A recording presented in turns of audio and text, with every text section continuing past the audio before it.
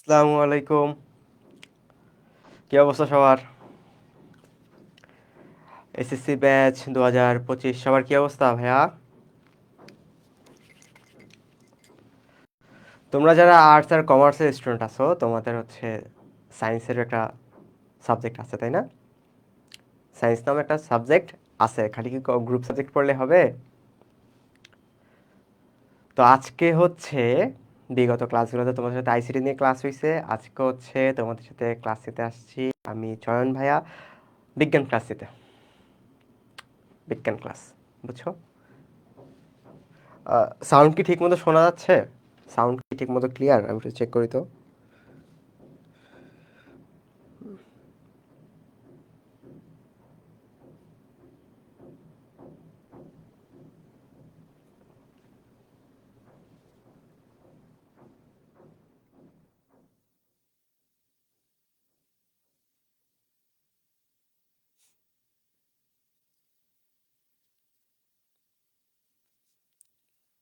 Sound ঠিক মতো শোনা যাচ্ছে?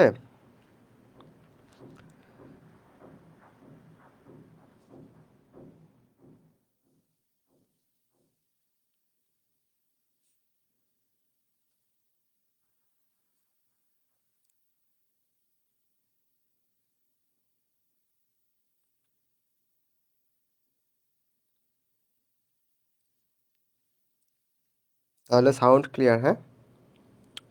সাউন্ড ক্লিয়ারই আছে। ক্লাস তাহলে শুরু করা যায়। তাহলে সাউন্ড ক্লিয়ার, হ্যাঁ? ওকে, সাউন্ড ক্লিয়ারই আছে, শুরু করা যায়।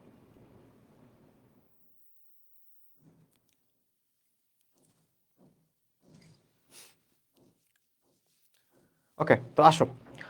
আমাদের সায়েন্স বইতে মানে বিজ্ঞান বইতে মোট কয়টা? 14টা চ্যাপ্টার আছে তাই না? মোট হচ্ছে 14টা চ্যাপ্টার। আমি যদি বইটা দেখি, ওয়েট, এই দেখো 14টা চ্যাপ্টার আছে। এখন আমাদের সিকিউতে সৃজনশীল আসবে হচ্ছে 11টা, অ্যান্সার করতে হবে কয়টা? 7টা, তাই না? তার একটা সাজেশন দরকার। এখন আমি 11টা সৃজনশীলের মধ্যে 7টা সৃজনশীল অ্যান্সার করতে হবে, তাহলে কি আমি 14টা চ্যাপ্টারই পড়বো? 14টা পড়ার দরকার নেই। দেখেন, আপনাদেরকে একটা শর্টকাট সাজেশন দেই। শর্টকাট সাজেশন, এখান থেকে আমাদের ফার্স্ট যে চ্যাপ্টারটা আছে এখান থেকে একটা কোয়েশ্চেন আসবে, ঠিক আছে? সেকেন্ড চ্যাপ্টার থেকেও একটা কোয়েশ্চেন আসবে, 3 নাম্বার থেকেও আসবে। আসবে না হচ্ছে আমাদের,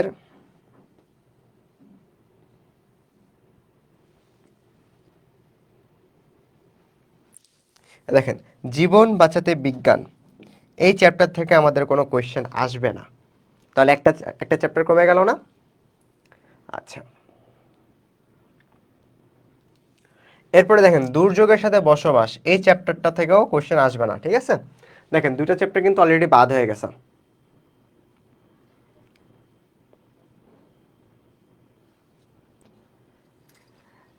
এবার বাকি যে চ্যাপ্টারগুলো আছে সেখান থেকে আপনি আপনার মন মতো যে কোনো 7টা চ্যাপ্টার পড়বেন। যেহেতু আমাদেরকে অ্যান্সার করতে হবে 7টি সৃজনশীল, তাহলে এতগুলো হচ্ছে চ্যাপ্টার পড়ে লাভ কি? এমসিকিউ এর জন্য ভিন্ন কথা, সিকিউ এর জন্য হ্যাঁ, 7টা সৃজনশীল 7টা অংশ থেকে আসবে, 7টা চ্যাপ্টার পড়লে 7টা সৃজনশীল ইজিলি কমন। বোঝা গেছে? তার মধ্যে ইম্পর্টেন্ট যে চ্যাপ্টারগুলো আছে মানে যেগুলো থেকে একদম শিওর শর্ট কোয়েশ্চেন আসবে এবং ইজি, খুবই ইজি, সেগুলো আপনারা কমপ্লিট করে ফেলবেন, ঠিক আছে? সেটা আপনারা কমপ্লিট করে ফেলবেন। তো আজকে হচ্ছে আমরা আলোচনা করব চ্যাপ্টার 1 নিয়ে, উন্নততর জীবনধারা। উন্নততর জীবনধারা, ঠিক আছে?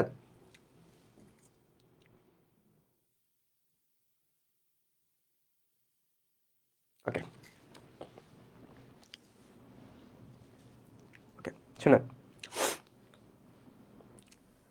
জীবনধারার ক্ষেত্রে উন্নততর জীবনধারা মানে জীবনের যে উন্নতি, ঠিক আছে, এটা কি বিভিন্ন বিভিন্ন সেক্টরের ক্ষেত্রে হইতে পারে। যেমন প্রযুক্তিগত দিক থেকে আমাদের জীবনের উন্নতি হইতেছে, তারপর আরো শিক্ষাগত দিক থেকে আমাদের উন্নতি হইতেছে, আরো অনেক কিছু আছে। বাট আমাদের বইতে এই চ্যাপ্টারে যে আলোচনা করছে সেটা হচ্ছে আমাদের খাদ্য রিলেটেড আলোচনা। অর্থাৎ একদম প্রাথমিক যে মৌলিক চাহিদাটা, যার মাধ্যমে আমাদের জীবনকে, আমাদের যে লাইফ সাইকেলটা, এটাকে উন্নতি করতে পারি, ঠিক আছে? ছোট থেকে বেড়ে ওঠা থেকে বৃদ্ধ হওয়া পর্যন্ত যে আমাদের যে লাইফ সাইকেলটা, এখানে আমরা কিভাবে হচ্ছে ঠিকঠাকভাবে পাড়ি দিতে পারি, আমাদের শরীরের গঠনকে স্ট্রাকচারকে ঠিকঠাক রাখতে পারি, সেই জীবনের উন্নতর কথা হচ্ছে আমাদের এই চ্যাপ্টারে আলোচনা করা হয়েছে। ঠিক আছে, যার জন্য মূলে দরকার হচ্ছে খাদ্য। ঠিক আছে, খাদ্য।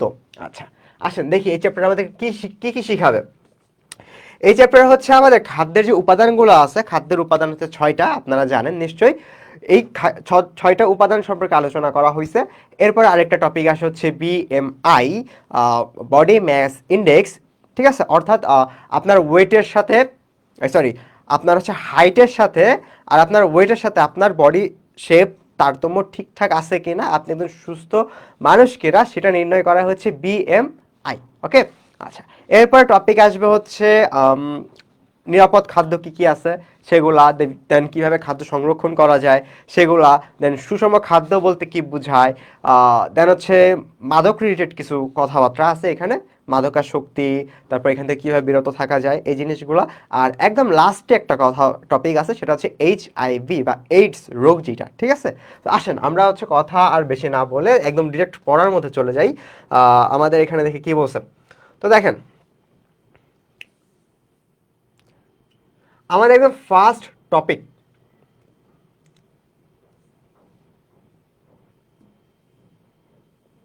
ওকে, আমাদের একদম ফার্স্ট টপিক হচ্ছে খাদ্য ও পুষ্টি। ঠিক আছে, খাদ্য কি জিনিস? নর্মালি আমাদের ভাষায় আমরা যেটা খাই, আহার করি, সেটাই তো খাদ্য, তাই না? আমাদের ভাষায় তো সেটাই হওয়ার কথা। বাট সায়েন্টিস্টদের ভাষায়, আমাদের সায়েন্সের ভাষায়, যে সকল আহার আমাদের শরীরের পুষ্টি সাধন করে, দেহের ক্ষয়পূরণ করে, রোগ প্রতিরোধ করে, কেবলমাত্র আমরা তাদেরকেই খাদ্য বলতে পারবো, কেবলমাত্র তাদেরকেই আমরা খাদ্য বলতে পারবো।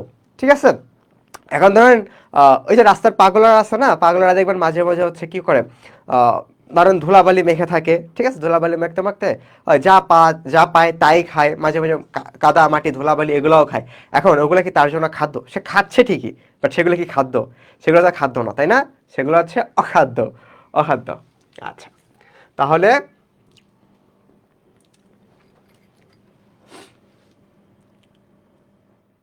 দেখেন, সব আহার্য বস্তুকে খাদ্য বলা যাবে, সেই সব আহার্য বা আহার করা বস্তুকে খাদ্য বলা যাবে যেগুলো জীবদেহে বৃদ্ধি, শক্তি উৎপাদন, রোগ প্রতিরোধ এবং ক্ষয় পূরণ করে, এক কথায় দেহের পুষ্টি সাধন করে। বোঝা গেছে? তাহলে খাদ্যের সংজ্ঞা বোঝা গেছে। আচ্ছা, এরপর আরেকটা জিনিস আছে, সেটা হচ্ছে আমাদের পুষ্টি। পুষ্টি কি জিনিস? নিউট্রিয়েন্টস। ঠিক আছে, পুষ্টি হলো পরিবেশ থেকে প্রয়োজনীয় খাদ্যবস্তু আহরণ করে খাদ্যবস্তুকে পরিপাক ও শোষণ করা এবং আত্তীকরণ দ্বারা দেহের শক্তির চাহিদা পূরণ, রোগ প্রতিরোধ, বৃদ্ধি ও ক্ষয়পূরণ করা। দেখেন জিনিসটা কি বলতেছে এখানে, নিউট্রিয়েন্টস বা পুষ্টি বলতে আসলে জিনিসটা কি বোঝায়? 3টা ধাপ। হ্যাঁ, 3টা ধাপ। প্রথম ধাপ হচ্ছে আমাদের পুষ্টি হলো পরিবেশ থেকে প্রয়োজনীয় খাদ্যবস্তু আহরণ করা, অর্থাৎ যেই খাদ্যগুলো আমার জন্য দরকার, যে খাদ্যগুলো আমার জন্য দরকার, প্রয়োজন, সেই খাদ্যগুলোকে আহরণ করা বা সংগ্রহ করা, এটা হচ্ছে 1 নাম্বার পয়েন্ট। ঠিক আছে, সেকেন্ড কি বলতেছে? পরিপাক ও শোষণ করা এবং আত্তীকরণ করা। তাহলে আমাদের 1 নাম্বার পয়েন্ট হচ্ছে পরিবেশ থেকে আমাদের যে খাবারটা দরকার সেটাকে আহরণ বা সংগ্রহ করা। 2 নাম্বার হচ্ছে পরিপাক, পরিপাক, শোষণ আর হচ্ছে আত্তীকরণ করা। জিনিসটা কি জিনিস একটু পরে বলতেছি। 3 নাম্বার পয়েন্ট হচ্ছে এই যে পরিপাক, শোষণ আর আত্তীকরণ করলাম, এইটার দ্বারা দেহের শক্তির চাহিদা পূরণ, রোগ প্রতিরোধ, বৃদ্ধি আর হচ্ছে ক্ষয় পূরণ করা। এই টোটাল জিনিসটাকে 3টা পয়েন্ট মিলাই হচ্ছে আমাদের পুষ্টি। ঠিক আছে, এই 3টা জিনিস মিলাই হচ্ছে আমাদের পুষ্টি। এখন আসেন, পরিপাক কি জিনিস, আত্তীকরণ কি জিনিস, আর হচ্ছে শোষণ কি জিনিস। শোষণ জিনিসটা নর্মালি বোঝাই যাচ্ছে যে কি বলা, অ্যাবজর্ব করা। বাঙালি বাংলা বুঝে না, ইংলিশ বুঝে। অ্যাবজর্ব করা। ঠিক আছে, আর দেখেন এখানে আমাদের সুন্দর মতো 2টা সংজ্ঞা দেওয়া আছে, পরিপাক আর হচ্ছে পরিশোষণের। পরিপাক,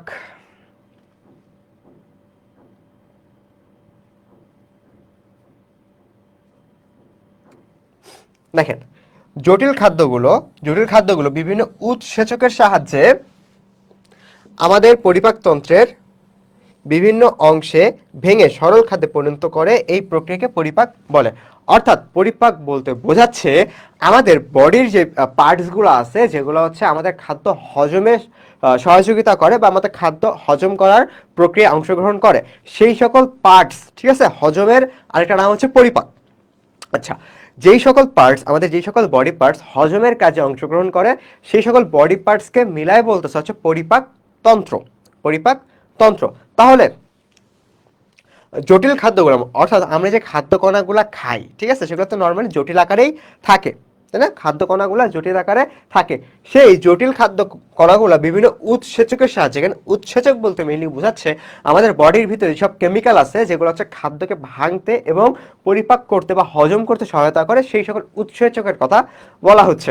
আচ্ছা, উৎসেচকের সাহায্যে আমাদের পরিপাকতন্ত্রের বিভিন্ন অংশে, অর্থাৎ আমাদের বডির ভিতরে বিভিন্ন অংশে ভেঙে সরল খাদ্যে, আমরা খাচ্ছি হচ্ছে জটিল খাদ্য, বাট সেটা ভেঙে হচ্ছে সরল খাদ্য। ওকে, সরল খাদ্যে পরিণত হচ্ছে, এই যে প্রক্রিয়াটা, এই যে প্রসেসটা, এটাকেই বলা হচ্ছে আমাদের পরিপাক। এটাকে বলা হচ্ছে পরিপাক। এবং দেখেন আত্তীকরণ বলতে কি বোঝাচ্ছে, এই যে পরিপাক হওয়া খাদ্য শোষিত হয়ে দেহকোষের প্রোটোপ্লাজমে সংযোজিত হয়, এইটাকে বলা হয়েছে আত্তীকরণ। অর্থাৎ ফার্স্টে আমাদের পরিপাকটা হইল, হজমটা হইল, এরপর হজম হওয়া খাদ্য আমাদের দেহকোষের প্রোটোপ্লাজমে যে সংযোজিত বা অ্যাড হচ্ছে, ঠিক আছে, আমাদের দেহকোষের প্রোটোপ্লাজমে যে অ্যাড হচ্ছে, এই জিনিসটাকে বলা হচ্ছে আত্তীকরণ। ওকে, বোঝা গেছে আত্তীকরণ কি জিনিস আর পরিপাক কি জিনিস? আচ্ছা,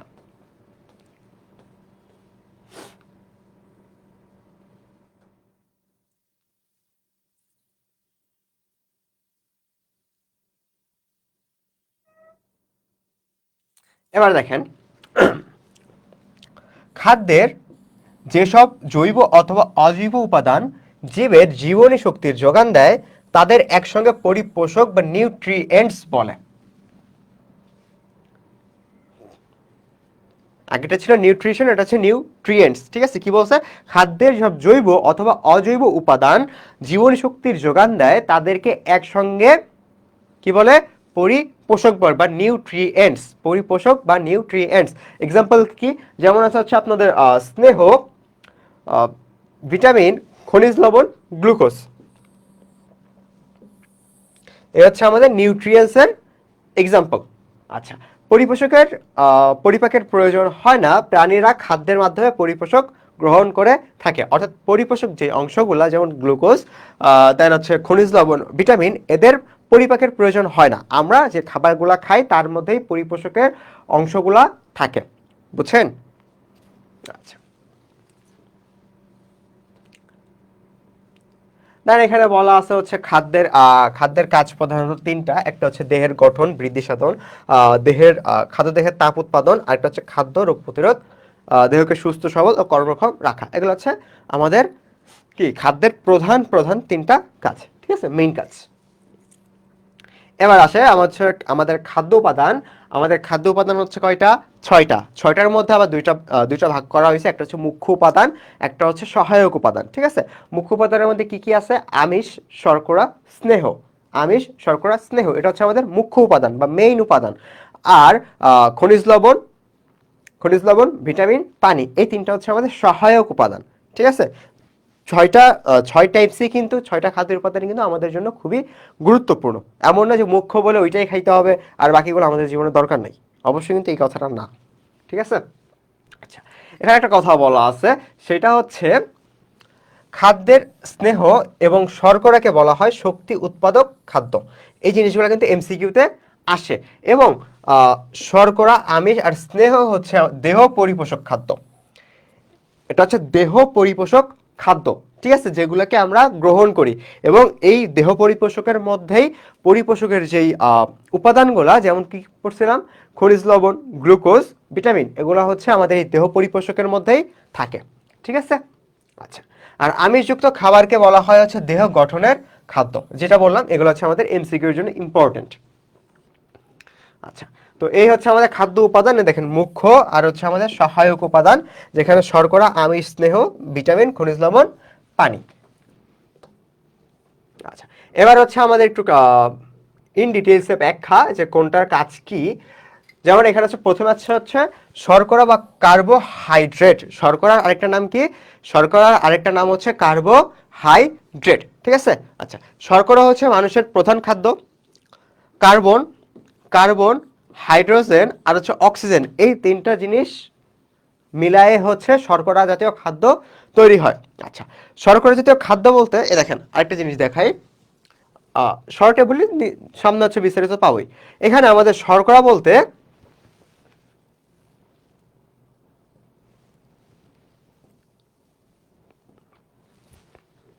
শর্করা বলতে আমরা যে ভাত, রুটি যেগুলা খাই, বা ধান গম, এগুলো তো রুটি ভাত তো ধান গম থেকে আসে, তাই না? এগুলো হচ্ছে আমাদের শর্করা জাতীয় খাদ্য। আমিষের মধ্যে হচ্ছে মাছ, মাংস যেগুলো আছে এগুলো হচ্ছে আমাদের আমিষ। স্নেহ হচ্ছে চর্বি বা তেল জাতীয় জিনিস, ঠিক আছে। স্নেহ হচ্ছে তেল বা চর্বি জাতীয় জিনিস, যেগুলো হচ্ছে ফ্যাট, ঠিক আছে। আচ্ছা, ভিটামিনের মধ্যে তো অনেকগুলো আছে, vitamin A, vitamin B, vitamin C, আর কত কিছু। খনিজ লবণের মধ্যে হচ্ছে লবণ টাইপ জিনিসগুলা। আর পানি তো আমরা সাধারণত ডিরেক্টই খাই, তাই না? পানি হচ্ছে আমরা ডিরেক্ট খেয়ে থাকি। আচ্ছা,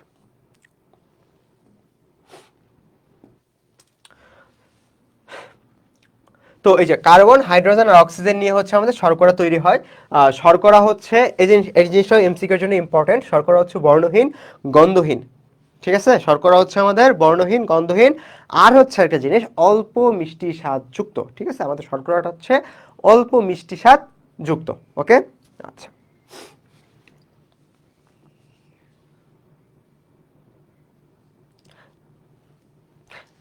আচ্ছা, শর্করার মধ্যে আবার কয়েকটা ক্লাসিফিকেশন আছে, ঠিক আছে, কয়েকটা ভাগ আছে শর্করার মধ্যে। তার মধ্যে আবার দুইটা ভাগ করা হয়েছে। একটা হচ্ছে যেটা আমরা উদ্ভিদ থেকে পাই, উদ্ভিজ উৎস। আরেকটা হচ্ছে যেটা আমরা প্রাণী থেকে পাই, প্রাণী উৎস থেকে পাই, প্রাণীজ উৎস, ঠিক আছে। শর্করার কয়েকটা টাইপস আছে, যেমন আমরা উদ্ভিদের মধ্যে থেকে যেগুলো পাই সেগুলো হচ্ছে উদ্ভিদের মধ্যে থেকে যেগুলো পাই সেগুলো হচ্ছে আমাদের শ্বেতসার বা স্টার্চ। শ্বেতসারকে বলা হয় স্টার্চ, ঠিক আছে। গ্লুকোজ, ফ্রুক্টোজ, সুক্রোজ আর হচ্ছে সেলুলোজ, এই পাঁচটা জিনিস, এই পাঁচ টাইপসের শর্করা হচ্ছে আমরা উদ্ভিদ থেকে পাই। আর প্রাণী থেকে হচ্ছে আমরা দুই টাইপসের শর্করা পাই, ঠিক আছে। প্রাণী থেকে আমরা দুই টাইপসের শর্করা পাই, একটা হচ্ছে ল্যাকটোজ, আরেকটা হচ্ছে কই গেল, এই যে একটা হচ্ছে ল্যাকটোজ আর একটা হচ্ছে গ্লাইকোজেন। তো দেখেন, আমরা স্টার্চ যেটা আছে শর্করা, স্টার্চ নামে যে শর্করা, সেটা আমরা কোথায় কোথায় পাই? সেটা হচ্ছে আমরা ধান, গম, ভুট্টা এবং অন্যান্য শস্য দানা টাইপসের যে ফসলগুলো আছে সেইখানে হচ্ছে আমরা স্টার্চ বা শ্বেতসারটা পাই। এছাড়া আলু, রাঙা আলু অথবা কচুতেও শ্বেতসারটা থাকে, ঠিক আছে। কচুর মধ্যে শ্বেতসারটা থাকে। আর গ্লুকোজ যেটা, গ্লুকোজটা হচ্ছে চিনি, যেটা আমাদের চিনির যে টেস্ট, যেই টাইপসের মিষ্টি, তার থেকে একটু কম মিষ্টি, তার থেকে তুলনামূলক অনেক কম মিষ্টি হয়ে থাকে গ্লুকোজ। আপনারা যে গরমকালে যারা ক্লান্তিবোধের সময় গ্লুকোজ খাইছেন না, দেখছেন না কেমন টেস্ট, ওই টাইপসের, ঠিক আছে। আচ্ছা, তো দেখেন আঙুর, আপেল, গাজর, খেজুর, এই খাবারগুলোতে হচ্ছে আমরা গ্লুকোজ পাই। এরপরে দেখেন ফ্রুক্টোজ, আম, পেঁপে, কলা, কমলা লেবু, এই জাতীয় ফলগুলোতে হচ্ছে আমাদের কি থাকে? ফ্রুক্টোজ থাকে। এই টাইপসের ফলগুলোতে ফ্রুক্টোজ থাকে। আচ্ছা, এছাড়া ফুলের মধু যেটা, ফুলের মধুতেও কিন্তু ফ্রুক্টোজ থাকে, ফুলের মধুর মধ্যেও ফ্রুক্টোজ থাকে। এর জন্য এর জন্য ফ্রুক্টোজকে বলা হয় হচ্ছে ফল শর্করা। ম্যাক্সিমাম ফ্রুক্টোজগুলো কিন্তু আমরা ফলের মধ্যেই পাচ্ছি, ঠিক আছে। এর জন্য এই ফ্রুক্টোজকে বলা হচ্ছে ফল শর্করা, ফল শর্করা। আচ্ছা, এরপরে দেখেন সুক্রোজ, আখের রস, আখের রস, চিনি, গুড়, মিশ্রি, অর্থাৎ মিষ্টি জাতীয় যে জিনিসগুলো আছে সেখানে আমরা পাই হচ্ছে সুক্রোজ। সেখানে কি পাই? সুক্রোজ। আর সেলুলোজের মধ্যে হচ্ছে বেল, আম, কলা, তরমুজ, বাদাম, এগুলার মধ্যে হচ্ছে আমরা সেলুলোজটা পেয়ে থাকি। ওকে, এই এক্সাম্পলগুলো, কয়েকটা এক্সাম্পলগুলো আপনারা মনে রাখবেন, এগুলো কিন্তু এমসিকিউতে আসে, অপশনে দিয়ে দেয়। আচ্ছা, এছাড়া আমাদের শাকসবজির মধ্যেও কিন্তু সেলুলোজটা থাকে, ঠিক আছে। শাকসবজির ভিতরেও সেলুলোজটা থাকে। এরপর দেখেন প্রাণীজ উৎস যেটা ল্যাকটোজেন আর হচ্ছে গ্লাইকোজেন। আচ্ছা, আপনারা যাদের কাছে ছোট ভাই বোন বা বাচ্চা কাচ্চা আছে, ল্যাকটোজেন দুধের নাম শুনছেন না? ল্যাকটোজেন দুধ, ওই যে ল্যাকটোজেন যে দুধটা, ওইটা যে কোম্পানির নামকরণ করছে, কোথায় করছে? এই যে ল্যাকটোস, এই ল্যাকটোস থেকে হচ্ছে ল্যাকটোজেনের নামকরণটা করা হয়েছে, বুঝছেন? আচ্ছা, তাহলে কি ল্যাকটোজেন যদি দুধের নাম হয়, তাহলে ল্যাকটোজ দ্বারা কি বোঝাচ্ছে? গরু, ছাগল, অন্যান্য প্রাণী অর্থাৎ দুধের মধ্যে যে শর্করাটা আমরা পাই সেইটা হচ্ছে আমাদের ল্যাকটোজ। আর দুধ আমাদের এমন একটা খাদ্য যেটার মধ্যে খাদ্য উপাদানের 6টা উপাদানই থাকে, দুধের মধ্যে, তাই না? দুধ হচ্ছে একটা সুষম খাদ্য। আচ্ছা দেখেন, গ্লাইকোজেন পশু পাখি অর্থাৎ আমরা যে খাবার যে টাইপের পশু পাখিগুলো খাই, ঠিক আছে, যেমন গরু, ছাগল বা হচ্ছে পাখিও খাই না আমরা, যেমন পাখির মধ্যে কি ওই যে কবুতর, যেটা কবুতর খায়, আবার অনেকে কোয়েল পাখিও খান আপনারা। এই টাইপসের অ্যানিমেলের মধ্যে যে যকৃৎ বা কলিজাটা থাকে সেটার মধ্যে হচ্ছে আমাদের গ্লাইকোজেন থাকে, সেটার মধ্যে কি থাকে? গ্লাইকোজেন। আচ্ছা, এরপর দেখেন আমাদের শর্করার গুরুত্ব কি, সেই জিনিসটা বলতেছে, আমাদের শর্করার গুরুত্ব কি। আচ্ছা, শর্করা শরীরে কর্মক্ষমতা বাড়ায় এবং হচ্ছে তাপ শক্তি উৎপাদন করে।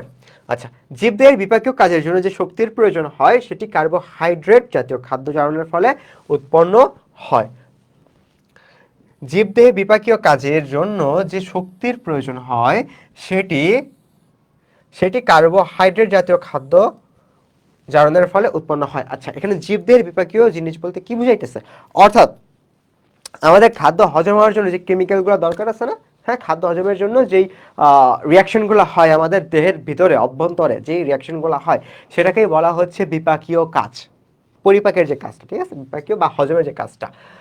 জীবদের বিপাকীয় কাজের জন্য যে এনার্জিটা দরকার আছে, ঠিক আছে, তো এই হজমটা হওয়ার জন্য যে এনার্জিগুলো দরকার আছে সেটার জন্য আমাদের কার্বোহাইড্রেট বা শর্করা জাতীয় খাদ্যের দরকার হয়। ওকে, আচ্ছা, এরপর কি বলতেছে? গ্লাইকোজেন প্রাণীদের খাদ্য ঘাটতি বা অধিক পরিশ্রমের সময় শক্তি সরবরাহ করে। আর সেলুলোজ একটি অপাচ্য প্রকৃতির শর্করা, যেটা কিনা পচে না, এটি আঁশযুক্ত খাদ্য এবং এটি আমাদের দৈনন্দিন মলত্যাগে সাহায্য করে। অর্থাৎ সেলুলোজ হচ্ছে আমাদের দৈনন্দিন যে মলত্যাগ সেটাতে সাহায্য করে। ওকে, আপনি যদি পরিমাণ মতো সেলুলোজ গ্রহণ না করেন তাহলে আপনার কোষ্ঠকাঠিন্য সমস্যা হইতে পারে, বুঝছেন? দেখেন এখানে, এবং কোষ্ঠকাঠিন্য রোধ করে, দেখছেন, কোষ্ঠকাঠিন্য রোধ করে। আচ্ছা, আরেকটা কথা, সেটা হচ্ছে আমরা যদি খাদ্যের উপাদান 6টাই আমাদের জন্য দরকার আছে, ঠিক আছে, বাট পরিমাণ মতো। আপনি একটা জিনিস খাচ্ছেন, সেটা খাইতেই আছেন, বাকিগুলো খাচ্ছেন না, তাইলে কি হবে? তাহলে তো হবে না। যেমন শর্করা আপনি যদি বাকি খাদ্য উপাদানগুলো একদম কম পরিমাণে খান, খালি শর্করা টাইপসের খাবার খেতে থাকেন, সারাদিন ভাতই খাচ্ছেন, সারাদিন রুটিই খাচ্ছেন, ঠিক আছে, অনেকে ডায়েট করার জন্য রুটি খায় না, তো সারাদিন রুটিই খাচ্ছেন, ডায়েট করার জন্য আপনি 6টা থেকে 7টা করে রুটি খেয়ে ফেলতেছেন, তাহলে কি হবে? হবে না। আমি যদি অতিরিক্ত পরিমাণে শর্করা খাই তাহলে হচ্ছে আমাদের মেয়াদ বাড়ার একটা সম্ভাবনা থাকে। দেখেন, খাদ্যে শর্করা পরিমাণ আবার চাহিদার তুলনায় বেশি হলে অতিরিক্ত শর্করা শরীরে মেদ হিসাবে জমা হয়, তখন শরীর স্থূলকায় বা মোটা হতে পারে, কখনো কখনো বহুমূত্র রোগও দেখা দেয়, বুঝছেন? বহুমূত্র রোগও দেখা দেয়। এখানে খুব ইম্পর্টেন্ট একটা জিনিস আছে, খাদ্যের মধ্যে নিহিত শক্তিকে খাদ্য ক্যালোরি বা কিলো ক্যালোরি হিসেবে মাপা হয়।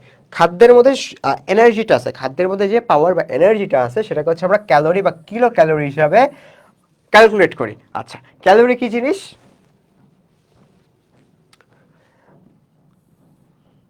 ক্যালোরি হচ্ছে শক্তির একক। এখানে আরো সুন্দর একটা ডেফিনেশন দেওয়া আছে। 1 গ্রাম, দেখেন, 1 গ্রাম খাদ্য জারণের ফলে যে পরিমাণ তাপ শক্তি উৎপন্ন হয় তাকে খাদ্যের ক্যালোরি বলে। অর্থাৎ 1 গ্রাম খাদ্য জারণের ফলে যে পরিমাণ তাপ শক্তি উৎপন্ন হয় তাকে বলতেছি আমরা খাদ্যের ক্যালোরি। আচ্ছা, 1 গ্রাম পানির তাপমাত্রা 1 ডিগ্রি সেলসিয়াস বৃদ্ধি করার জন্য 1 গ্রাম পানির তাপমাত্রা 1 ডিগ্রি সেলসিয়াস বৃদ্ধি করার জন্য যে শক্তির প্রয়োজন সেই পরিমাণ তাপ শক্তি হচ্ছে 1 ক্যালোরি। 1 গ্রাম পানি, অর্থাৎ 1 গ্রাম পানি হবে আমার 1 গ্রাম পানি তাপমাত্রা যদি আমার 1 ডিগ্রি সেলসিয়াস হয়, অর্থাৎ 1 গ্রাম পানির তাপমাত্রা কত? 1 ডিগ্রি সেলসিয়াস বৃদ্ধি করার জন্য যে এনার্জিটার প্রয়োজন হবে সেই পরিমাণ তাপ শক্তিকে বলা হচ্ছে আমাদের ক্যালোরি। বা 1 ক্যালোরি। আচ্ছা, 1000 ক্যালোরি সমান হচ্ছে 1 কিলো ক্যালোরি বা 1 খাদ্য ক্যালোরি। এখানে দেখেন একটা এক্সাম্পল দেওয়া আছে, এটা আমাদের এমসিকিউ এর জন্য ইম্পর্টেন্ট। সেটা হচ্ছে শর্করা প্রোটিনের মধ্যে প্রায় প্রতি গ্রামের মধ্যে প্রায় কি 4 কিলো ক্যালোরি থাকে। 4 কিলো ক্যালোরি থাকে, দেখেন 4 কিলো ক্যালোরি পার গ্রাম। আর স্নেহ জাতীয় খাদ্যের মধ্যে বা ফ্যাটের মধ্যে হচ্ছে আমাদের 9 কিলো ক্যালোরি পার গ্রাম। অর্থাৎ 1 গ্রাম স্নেহের মধ্যে বা ফ্যাট জাতীয় খাদ্যের মধ্যে আমাদের 9 কিলো ক্যালোরি থাকে, বুঝছেন? আচ্ছা, এরপর আরে একটা এমসিকিউ, এই দেখেন আরো একটা এমসিকিউ। একজন পূর্ণবয়স্ক পুরুষ মানুষের দৈনিক 2500 কিলো ক্যালোরি, আর আপনি যদি একজন মেয়ে হন, একজন নারী হন, তাহলে আপনার হচ্ছে দৈনিক 2000 কিলো ক্যালোরির সমপরিমাণ খাবার খাওয়া দরকার, বুঝছেন? আপনি যদি পুরুষ হন তাহলে আপনার দৈনিক 2500 কিলো ক্যালোরি, আর যদি মেয়ে হন তাহলে 2000 ক্যালোরি খাদ্য খাওয়া দরকার। আচ্ছা, এবার দেখেন, এবার হচ্ছে আমাদের আমিষ বা প্রোটিন। আমিষের একটা নাম কি? আমিষের একটা নাম হচ্ছে আমাদের প্রোটিন, ঠিক আছে? আমিষ হচ্ছে আমাদের কার্বন, হাইড্রোজেন, অক্সিজেন আর হচ্ছে নাইট্রোজেন। এই 4টার সমন্বয় হচ্ছে আমাদের আমিষ গঠন হয়। অনেকটা আমার নামের ফরমেশন চলে আসছে, তাই না? অনেকটা আমার নামের ফরমেশন চলে আসছে, CHO। আহারে, জাস্ট এখানে কি বাকি আছে? একটা ওয়াই বাকি আছে না? একটা ওয়াই হলে আমার নাম চলে আসতো। আচ্ছা, তো কি বলছে এখানে দেখেন, কার্বন, হাইড্রোজেন, অক্সিজেন, নাইট্রোজেন এই 4টা মৌলের সমন্বয়ে আমিষ তৈরি হয়। শরীরে আমিষ পরিপাক হওয়ার পর সেগুলো অ্যামাইনো অ্যাসিডে পরিণত হয়। খুবই ইম্পর্টেন্ট। আমিষ পরিপাক হওয়ার পরে কিসে পরিণত হয়? সেটা অ্যামাইনো অ্যাসিডে পরিণত হয়। অর্থাৎ বলা যায় একটি নির্দিষ্ট আমিষের পরিচয় হয় কিছু অ্যামাইনো অ্যাসিড দিয়ে। আমাদের শরীরের মধ্যে 20 ধরনের অ্যামাইনো অ্যাসিড পাওয়া গেছে, যার মধ্যে 8টা হচ্ছে আমাদের জন্য অত্যাবশ্যকীয়, একদম ভেরি ভেরি ইম্পর্টেন্ট 8টা, বুঝছেন? আর বাকি যে কয়টা আছে, বাকি যে 12টা আছে, সেগুলা থাকলেও হয়, না থাকলেও হয়। 20 ধরনের অ্যামাইনো অ্যাসিডের সন্ধান পাওয়া গেছে। আচ্ছা, অ্যামাইনো অ্যাসিড হচ্ছে আমিষ গঠনের একক। অ্যামাইনো অ্যাসিড হচ্ছে আমিষ গঠনের একক। আচ্ছা, আমিষ সেম ভাবে 2 প্রকার, যেমনটা আমাদের শর্করা ছিল। একটা হচ্ছে উদ্ভিদ অংশ থেকে পাই, আর একটা হচ্ছে আমরা প্রাণী অংশ থেকে পাই, ঠিক আছে? প্রাণী অংশ থেকে কোনটা? এই যে মাছ, মাংস, ডিম, দুধ, ছানা, পনির, এগুলা হচ্ছে আমরা কিসে থেকে পাই? এগুলো হচ্ছে আমাদের প্রাণীজ উৎস, যেটা সেখান থেকে পাই। আর উদ্ভিদ থেকে আমরা যে আমিষটা পাই সেটাকে হচ্ছে উদ্ভিজ আমিষ বলে। যেমন হচ্ছে ডাল, সিমের বিচি, মটরশুঁটি, বাদাম ইত্যাদি হচ্ছে আমাদের উদ্ভিজ আমিষের উদাহরণ বা এক্সাম্পল, বুঝছেন? সিমের বিচি, ডাল আর হচ্ছে মটরশুঁটি, বাদাম, এগুলা থেকে আমরা কি পাই? এগুলা থেকে হচ্ছে আমরা উদ্ভিজ আমিষের উৎস, ঠিক আছে? এগুলো হচ্ছে এখান থেকে আমরা আমিষটা পাই, আমিষ। আচ্ছা, 20টা অ্যামাইনো অ্যাসিডের মধ্যে 8টা অ্যামাইনো অ্যাসিডকে অপরিহার্য অ্যামাইনো অ্যাসিড বলা হয়, যেটা একটু আগে বললাম। অবশ্যই আপনাদেরকে এই জিনিসটা মাথায় রাখতে হবে, ঠিক আছে? এই জিনিসটা মুখস্থ করে ফেলবেন। লাইসিন, ট্রিপ্টোফ্যান, মিথিওনিন, তারপর ভ্যালিন, লিউসিন, এই যে 8টা নাম দেওয়া আছে, এই নামগুলো আপনারা পড়ে ফেলবেন। ওকে? আচ্ছা,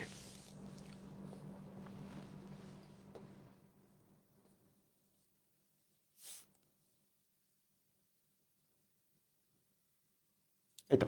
আর এখানে একটা লাইন আছে, সেটা হচ্ছে প্রাণীদেহের শুষ্ক ওজনের প্রায় 50%ই হচ্ছে প্রোটিন। অর্থাৎ আমাদের দেহের শুষ্ক ওজনের, ঠিক আছে, আমাদের দেহের শুষ্ক ওজনের প্রায় 50%ই হচ্ছে প্রোটিন দিয়ে গঠিত বা আমিষ। বোঝা গেছে? আচ্ছা, ওকে।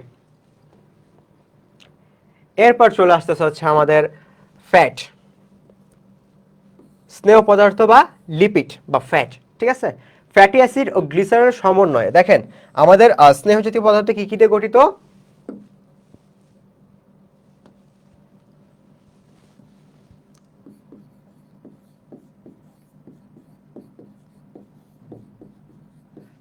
ফ্যাটি অ্যাসিড, আরেকটা হচ্ছে আমাদের গ্লিসারল।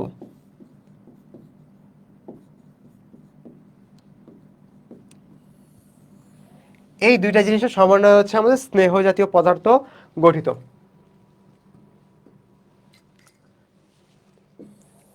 আচ্ছা, আমাদের খাবারে প্রায় 20 ধরনের ফ্যাটি অ্যাসিড পাওয়া যায়। কয় ধরনের? 20 ধরনের ফ্যাটি অ্যাসিড পাওয়া যায়।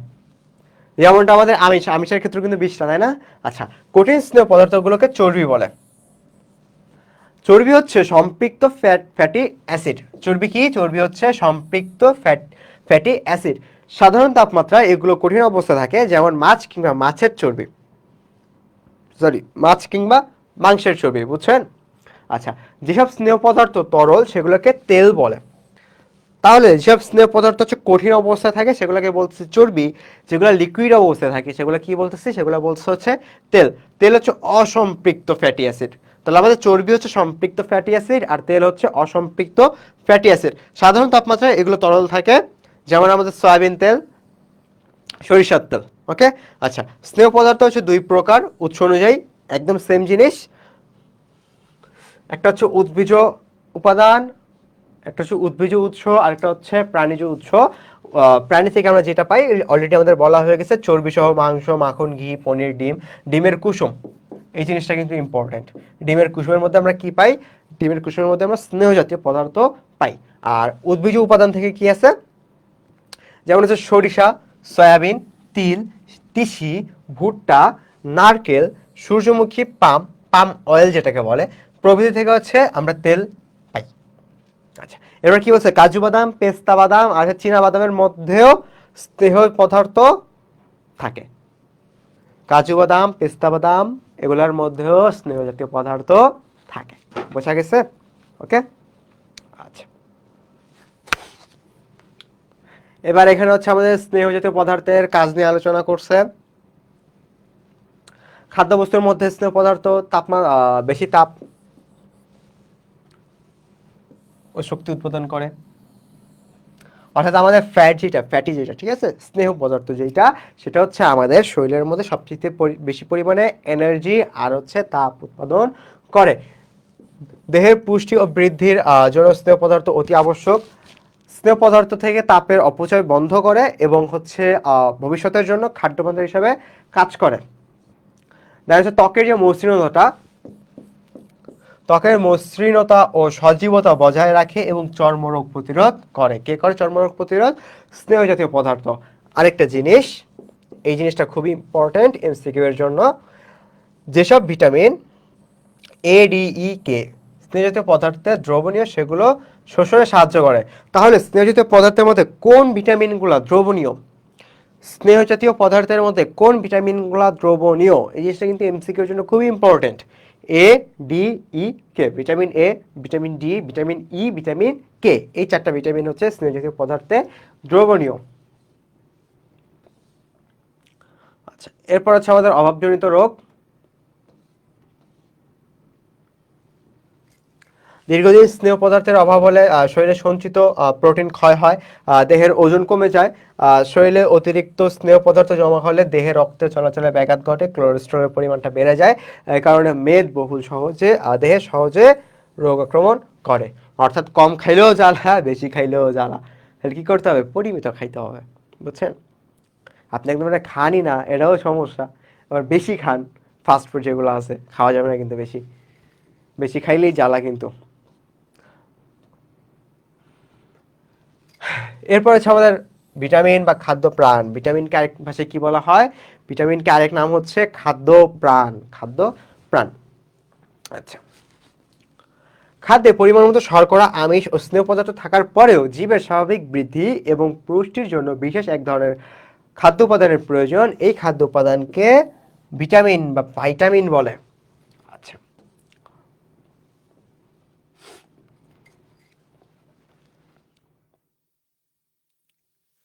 ভিটামিন প্রাণীর স্বাভাবিক বৃদ্ধি এবং শরীর সুস্থ রাখার জন্য অপরিহার্য। ভিটামিন হচ্ছে জৈব প্রকৃতির যৌগিক পদার্থ। ভিটামিন কি? ভিটামিন হচ্ছে জৈব প্রকৃতির যৌগিক পদার্থ। আমরা প্রতিদিন প্রচুর শাকসবজি সহ স্বাস্থ্যসম্মত খাবার খাই, তাহলে আমাদের দৈনন্দিন খাবার থেকে প্রয়োজনীয় ভিটামিন পেয়ে যেতে পারি। বুঝছেন? তাহলে ভিটামিনের একটা বড় উৎস হচ্ছে শাকসবজি। ভিটামিনের একটা বড় উৎস কি? শাকসবজি।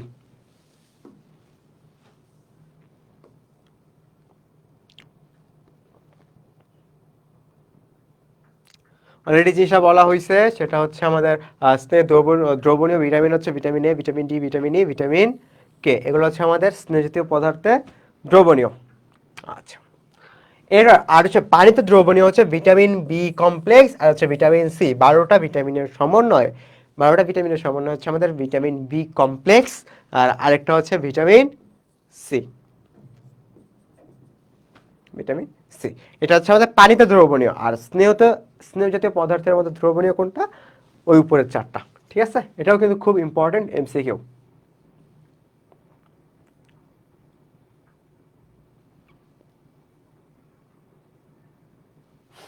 এবার দেখেন ভিটামিন এ নিয়ে কথা বলছে। প্রাণীজ উৎসের মধ্যে ডিম, গরুর দুধ, মাখন, ছানা, দই, ঘি, যকৃৎ, তেল সমৃদ্ধ মাছ, বিশেষ করে কড মাছে প্রচুর পরিমাণে ভিটামিন এ পাওয়া যায়। অর্থাৎ এই উৎসগুলোতে আমরা কি পাবো? ভিটামিন এ পাবো। আর উদ্ভিদ উৎসের মধ্যে হচ্ছে ক্যারোটিন সমৃদ্ধ শাকসবজি যেগুলো আছে, ক্যারোটিন সমৃদ্ধ শাকসবজি যেমন লাল শাক, কচু শাক, পুঁই শাক, পাট শাক, কলমি শাক, ডাঁটা শাক, পুদিনা, গাজরের মধ্যে কি আছে? গাজরের মধ্যে ভিটামিন এ আছে। গাজরের মধ্যে কি আছে? ভিটামিন এ আছে। গাজর, মিষ্টি কুমড়া, ঢেঁড়স, ফুলকপি, মটরশুঁটি, বিভিন্ন ধরনের ফল যেমন আম, পাকা পেঁপে, পাখি পাকা পেঁপে খায়, আচ্ছা, কাঁঠাল ইত্যাদিতে হচ্ছে প্রচুর পরিমাণে ভিটামিন এ থাকে। এগুলো হচ্ছে আমাদের ফলের মধ্যে। ঠিক আছে, এরপরে ভিটামিন আমাদের কি কাজে সাহায্য হয়?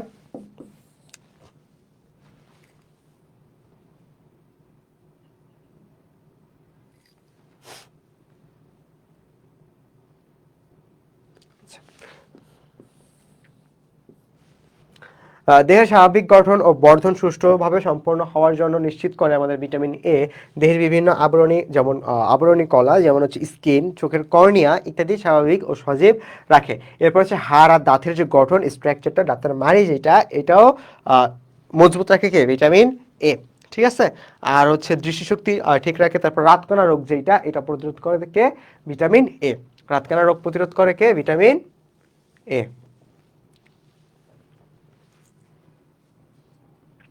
আচ্ছা, এরপর ভিটামিন এর অভাবে কি কি দেখা দেয় সেই কথাগুলো হচ্ছে এখানে বলছে। এরপর আছে ভিটামিন ডি আছে। ভিটামিন ডি কোথায় কোথায় পাওয়া যায়? ডিমের কুসুম, দুধ আর মাখন হচ্ছে ভিটামিন ডি এর প্রধান উৎস। আরেকটা কোথায় পাওয়া যায় যেটা আমরা সবাই জানি? সূর্যলোকের অতিবেগুনি রশ্মির সাহায্যে মানুষের ত্বকে সংশ্লেষিত হয়। একমাত্র প্রাণীজ উৎস থেকে ভিটামিন ডি পাওয়া যায়। আচ্ছা, এরপরে কি বলতেছে?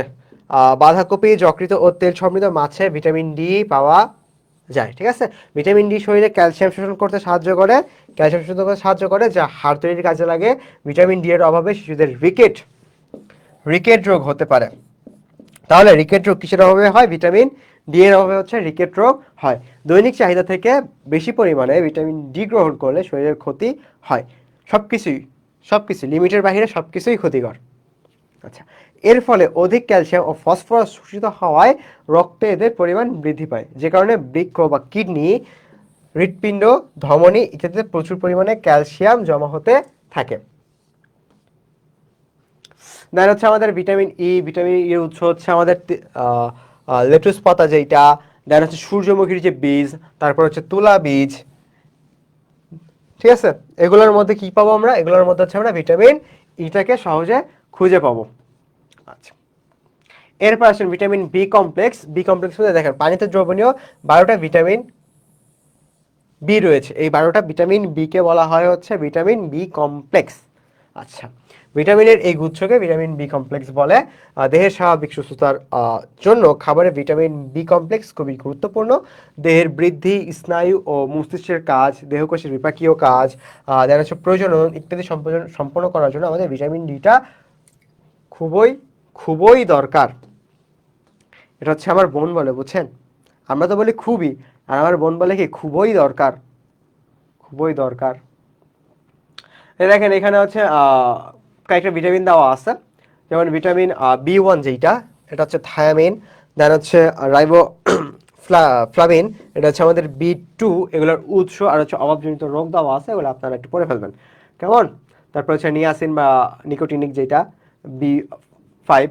তারপর পিরিডক্সিন, এটা হচ্ছে B6, তারপর হচ্ছে কোবালমিন বা সায়ানোকোবালমিন, এটা হচ্ছে B12।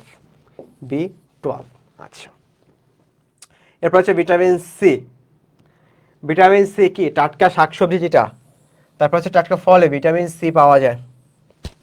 শাকসবজির মধ্যে মূলা শাক, লেটুস পাতা, ধনে পাতা, পুদিনা পাতা, কাঁচামরিচ, ফুলকপি, করলা, এসবের মধ্যে ভিটামিন সি থাকে। আর ফলের মধ্যে হচ্ছে আমলকি। ফলের মধ্যে আমলকি বা টক জাতীয় যে খাবারগুলো আছে ওগুলোর মধ্যে কিন্তু তোমার ভিটামিন সি পাওয়া যায়।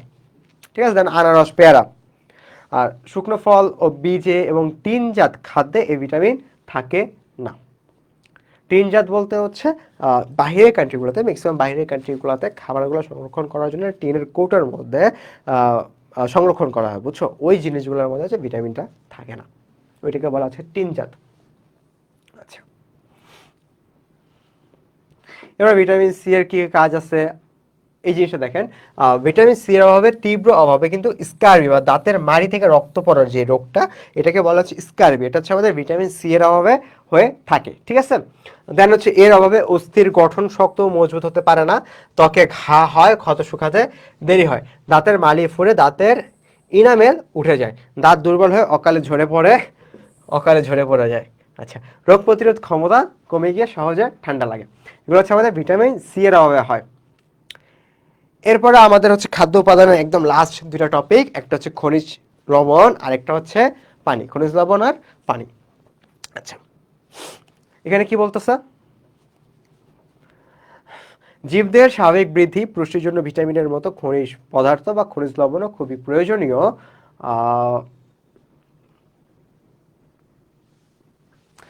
আমরা শাকসবজি, ফলমূল, দুধ, ডিম, মাছ এবং পানীয় জলের মাধ্যমে আমাদের খনিজ পদার্থের চাহিদা পূরণ করে থাকি। এরপর হচ্ছে লৌহ নিয়ে বলতেছে। লৌহ হচ্ছে রক্তের একটা প্রধান উপাদান। প্রতি 100 ml রক্তে লৌহের পরিমাণ প্রায় 50 মিলিগ্রাম। প্রতি 100 ml এর মধ্যে লৌহের পরিমাণ কত? 50 মিলিগ্রাম। এমসিকিউর জন্য ইম্পর্টেন্ট। যকৃৎ, প্লীহা, অস্থিমজ্জা এবং লোহিত রক্তকণিকায় এটি সঞ্চিত থাকে। লৌহের উদ্ভিজ উৎস হচ্ছে ফুলকপির পাতা, নটে শাক, নিম পাতা, ডুমুর, কাঁচা কলা, ভুট্টা, গম, বাদাম, বজরা ইত্যাদি। এসবে হচ্ছে আমাদের লৌহ জাতীয় পদার্থটা থাকে। আর প্রাণীজের মধ্যে হচ্ছে মাছ, মাংস, ডিম, যকৃৎ এগুলোর মধ্যে থাকে। আচ্ছা, লৌহের প্রধান কাজ হচ্ছে হিমোগ্লোবিন গঠনে সহায়তা করা। তাহলে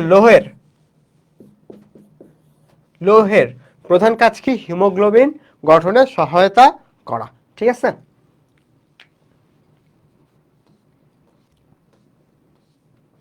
এরপর হচ্ছে ক্যালসিয়াম, ফসফরাস।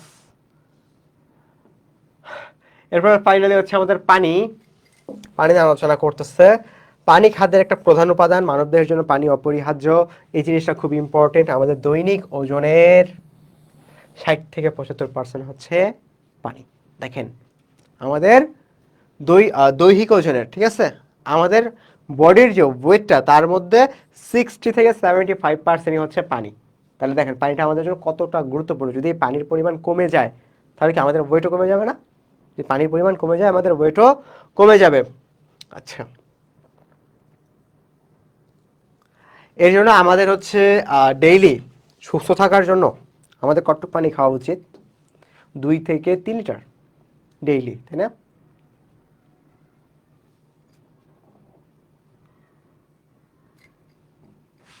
এখানে হচ্ছে পানির উৎস নিয়ে বলতেছে, খাবার পানি, দেন হচ্ছে চা, দুধ, কফি, শরবত, এখান থেকেও পানি।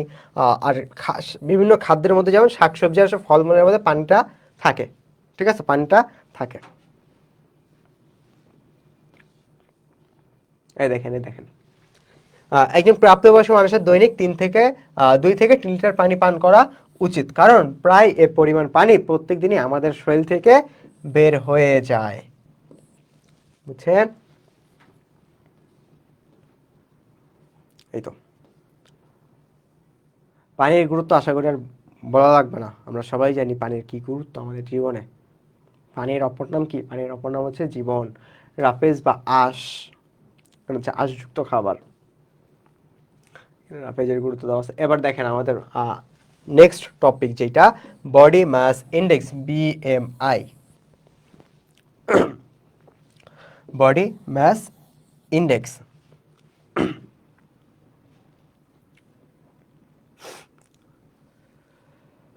প্রাপ্তবয়সের সুস্বাস্থ্যের জন্য দেহের উচ্চতার সাথে দেহের ওজনের একটা সামঞ্জস্যের প্রয়োজন হয়। দেহের উচ্চতার সাথে ওজনের সামঞ্জস্য রক্ষা করার সূচককে বিএমআই বলে।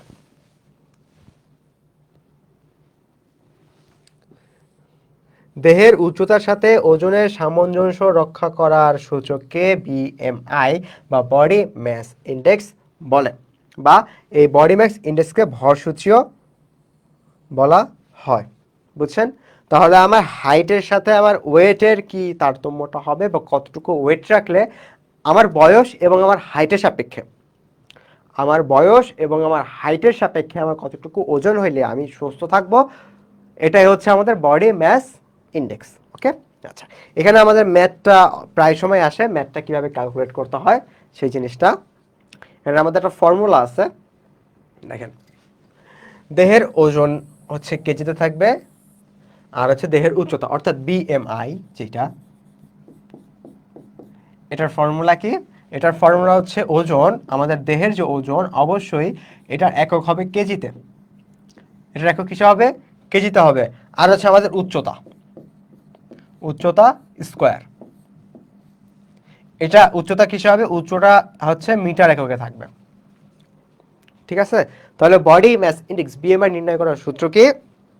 নির্ণয় করার সূত্র হচ্ছে ওজন ডিভাইডেড বাই উচ্চতা স্কোয়ার, যেখানে আমার ওয়েটটা থাকবে হচ্ছে কেজি এককে, আর উচ্চতা থাকবে হচ্ছে আমাদের মিটার এককে। ওকে, মিটার এককে। আচ্ছা, আরেকটা কথা, বিএমআই এটার কিন্তু নিজের কোনো একক নাই, এটার নিজের কোনো একক নাই। এখানে একটা ম্যাথ দেওয়া আছে। মাঝে মাঝে আমাদের হাইট, যেটা আমরা নর্মালি আমাদের হাইট কিসে মেজার করি? ইঞ্চিতে না? আমরা কত ফিট কত ইঞ্চি, এটাতে আমরা আমাদের নর্মাল হাইটটা মেজার করি না, বাট আমাদের বিএমআই নির্ণয় করার ক্ষেত্রে আমাদের হাইটটা লাগবে হচ্ছে কত? মিটার এককে। সেই ক্ষেত্রে কয়েকটা জিনিস জানা দরকার, যেমন ধরেন বলা হচ্ছে 5 ফিট 4 ইঞ্চি, ঠিক আছে? মনে করেন কারো একজনের হাইট বলা আছে 5 ফিট 4 ইঞ্চি। এখন এটাকে কি আমাদের মিটারে কনভার্ট করতে হবে না? তো মিটারে কনভার্ট করতে গেলে এখন দেখেন, আমরা জানি 1 ফিট, 1 ফিট সমান কত? 12 ইঞ্চি। 1 ফিট সমান 12 ইঞ্চি। আচ্ছা, আবার 1 ইঞ্চি, 1 ইঞ্চি সমান হচ্ছে 2.54 সেন্টিমিটার, তাই না? আবার হচ্ছে আপনার 1 সেন্টিমিটার সমান সমান হচ্ছে 1/100 মিটার। এই জিনিসগুলো যদি আমরা জানি, তাহলে আমাদের ক্যালকুলেশন ইজি হয়ে যাবে। এখন আমাদেরকে মিটার এককেই দেখ অথবা আপনার হচ্ছে ইঞ্চি ফিটে দেখ না কেন, আমরা কনভার্ট করে নিতে পারবো ইনশাল্লাহ। ওকে, আচ্ছা, এখানে যে ম্যাথটা দিছে,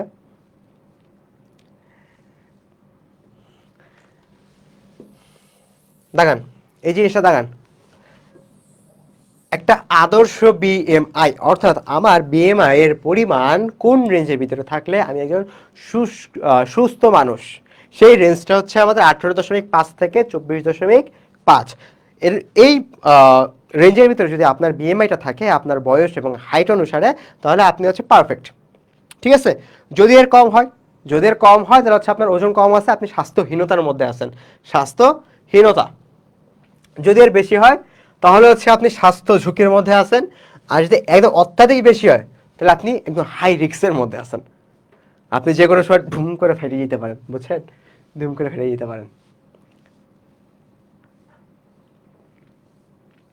আচ্ছা, এইখানে এরপর আমাদের একটা খাবারের চার্ট দেওয়া আছে এখানে।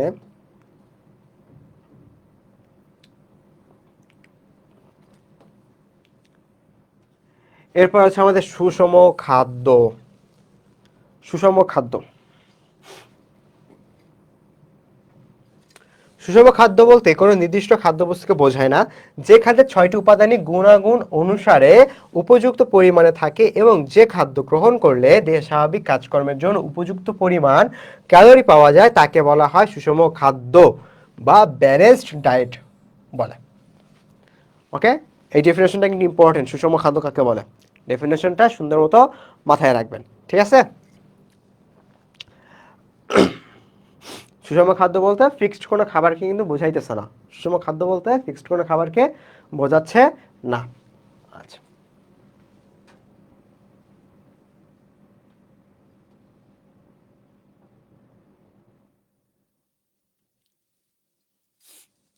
আমাদের দৈনন্দিন খাদ্য তালিকা হচ্ছে প্রায় 6 ধরনের খাদ্যই রাখা দরকার, যাতে খাদ্যের 6টা উপাদানই পরিমাণ মতো থাকে। এই অনুসারে হচ্ছে আমাদের খাবারের প্ল্যানটা করতে হবে, ঠিক আছে।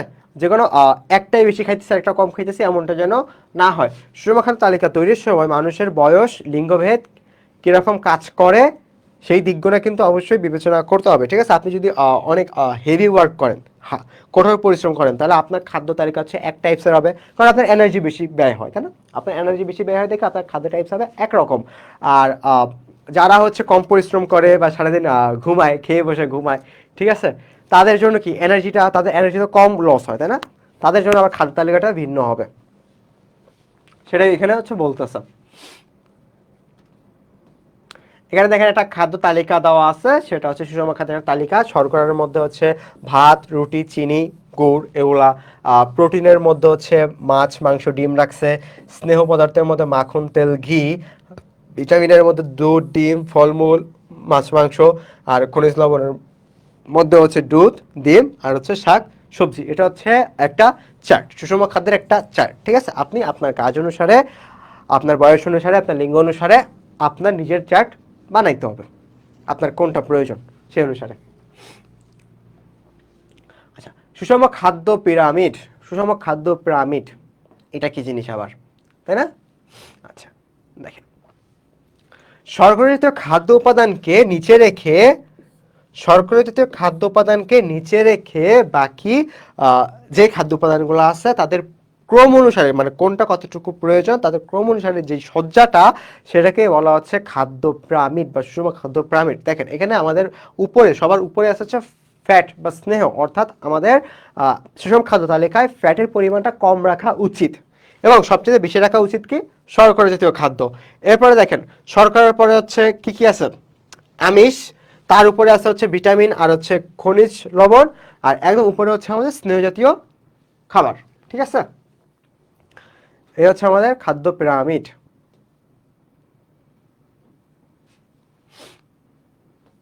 এগুলো লাগবে না।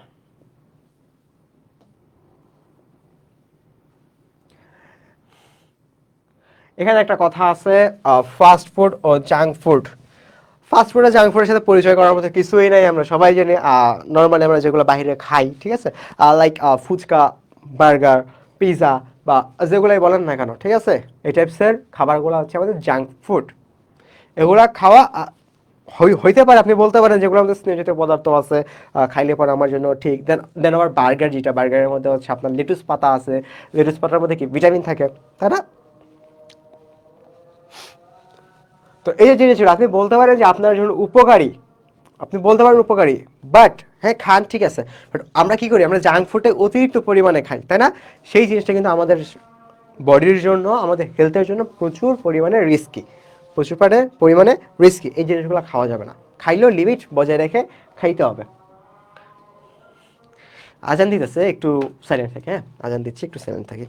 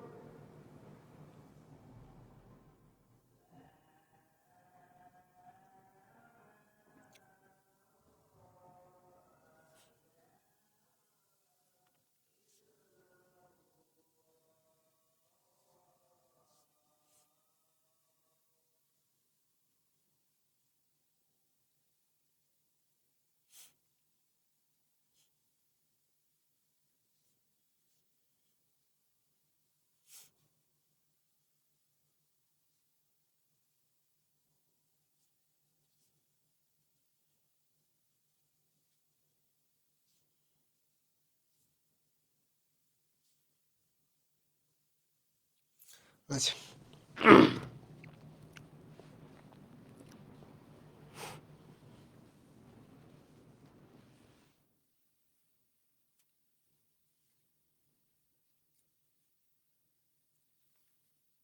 আচ্ছা, তো আসেন শুরু করি। তো আমরা হচ্ছে ফাস্ট ফুডের কথা বলতেছিলাম, তাই না? ফাস্ট ফুড জিনিসটা এখানে দেখেন আমাদের কি বলতেছে। আহ, কি গেল? দেখেন, ফাস্টফুড কখনো সুষম খাদ্যের মধ্যে পড়ে না। ফাস্টফুড ফুডে আমাদের জন্য দরকারি যে ভিটামিন বা খনিজ পদার্থ সেগুলোর যথেষ্ট পরিমাণে অভাব আছে, ঠিক আছে? যার মধ্যে ফাস্টফুড খাদ্য খাওয়ার কারণে উঠতি বয়সের ছেলে মেয়েদের দেহ স্থূলাকায় অর্থাৎ মোটা হয়ে যায়। আর এই মোটা কিন্তু ভালো হওয়া কোনো লক্ষণ না। এই মোটা হওয়া ভালো কোনো লক্ষণ না, ঠিক আছে? আচ্ছা, এরপর হচ্ছে প্যাকেট বা কৌটাজাত খাবারের চেয়ে প্রাকৃতিক সজীব খাবারের স্বাস্থ্যের জন্য অনেক ভালো, অনেক ভালো।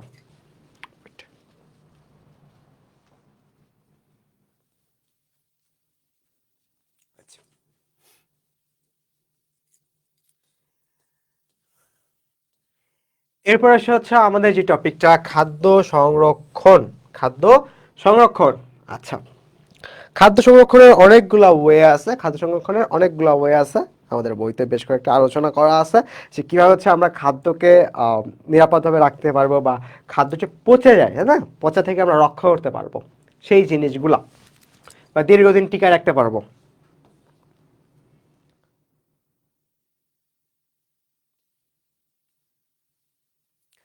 খাদ্য যেগুলো হচ্ছে সব আমরা টাটকা কিনলো, সব তো টাটকা থাকে না, তাই না? বা মনে করি একটু বেশি করে কিনে আনছি, টাটকাটা খেলাম, কিছু অংশ রয়ে গেছে, তখন কি করব? কিছু অংশ যে রয়ে গেছে সেটাকে আমাকে তো সংরক্ষণ করে রাখতে হবে, তাই না? নাহলে তো ব্যাকটেরিয়া যেগুলো আছে তার আক্রমণ করবে, আক্রমণ করে খাদ্যটাকে পচাই ফেলবে, নষ্ট করে ফেলবে। তখন টাকা দিয়ে কিনা জিনিস না, তখন তো নষ্ট হয়ে যাবে। এই জন্যই আমার হচ্ছে খাদ্য সংরক্ষণ দরকার। খাদ্য সংরক্ষণ পদ্ধতির মধ্যে দেখেন, পদ্ধতির মধ্যে কি কি পদ্ধতি আছে। এক নম্বর পদ্ধতি হচ্ছে খাদ্য শুষ্ককরণ, খাদ্য শুকায় রাখা। খাদ্যবস্তুকে শুকায় সংরক্ষণ করা হচ্ছে আমাদের প্রাচীনতম পদ্ধতি, প্রাচীনতম পদ্ধতি। আচ্ছা, শুষ্ককরণ পদ্ধতি বলতে খাদ্যবস্তু থেকে পানি শুকিয়ে ছত্রাক ও ব্যাকটেরিয়া জন্ম এবং এনজাইম ক্রিয়াকে প্রতিহত করা যায়। খাদ্যকে অনেকদিন পর্যন্ত এভাবে সংরক্ষণ করা যায়। অর্থাৎ একটা প্রক্রিয়া কি, শুষ্ককরণ। শুষ্ককরণের কাজটা কি? এর মধ্যে যে পানিটা থাকে সে পানিটাকে শুকায় দেয়, শুকায় খাবারটাকে সংরক্ষণ করে, বুঝছেন? এরপর আর দুইটা অপশন দেখেন, একটা হচ্ছে রেফ্রিজারেশন আর একটা হচ্ছে ফ্রিজিং। রেফ্রিজারেশন হচ্ছে আমাদের নর্মাল, আমাদের ফ্রিজের মধ্যে নর্মাল যে পার্টটা আছে না, নর্মাল যে পার্টটা, হ্যাঁ, 0 ডিগ্রি সেলসিয়াসের উপরে যে ঠান্ডা যে টেম্পারেচারটা, ওইটা হচ্ছে আমাদের ফ্রিজিং, আর রেফ্রিজারেশন। আর ফ্রিজিং হচ্ছে 0 ডিগ্রি সেলসিয়াসের নিচে যে তাপমাত্রাটা, অর্থাৎ ডিপ ফ্রিজ যেটা বরফ হয়ে যায়, সেটা হচ্ছে আমাদের ফ্রিজিং, বুঝছেন? আচ্ছা, কি বলছে রেফ্রিজারেশন?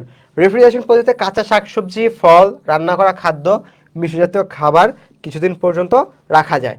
এই পদ্ধতিতে জীবাণুর বংশবৃদ্ধি, এনজাইমের ক্রিয়া কোনোটাই দীর্ঘদিনের জন্য প্রতিরোধ করা যায় না। অর্থাৎ ফ্রিজে রাখলেও আপনি যদি সময়ের চেয়ে বেশি রেখে দেন, নষ্ট হওয়ার পসিবিলিটি আছে ফ্রিজে রাখলেও। আচ্ছা, ফ্রিজিং। ফ্রিজিং পদ্ধতিতে খাদ্যকে ও খাদ্যদ্রব্যকে 0 ডিগ্রি ফারেনহাইট অথবা তার নিচের তাপমাত্রায় রাখা হয়। আচ্ছা, আমি একটু মিস্টেক করছি, এটা 0 ডিগ্রি সেলসিয়াস আর 0 ডিগ্রি ফারেনহাইট হবে, হ্যাঁ, 0 ডিগ্রি ফারেনহাইটের নিচে রাখা হয়। আচ্ছা, এই পদ্ধতিতে খাদ্যদ্রব্য দীর্ঘদিন ভালো থাকে। ফ্রিজিং পদ্ধতিতে শুধু টাটকা শাকসবজি, ফলের রস, মাছ, মাংস সংরক্ষণ করা হয় না। এই পদ্ধতিতে প্রস্তুতকৃত খাবার, আইসক্রিম এবং বিভিন্ন রকমের তৈরি খাবারও সংরক্ষণ করা যায়, ঠিক আছে? বরফ করে রাখি যে আমরা।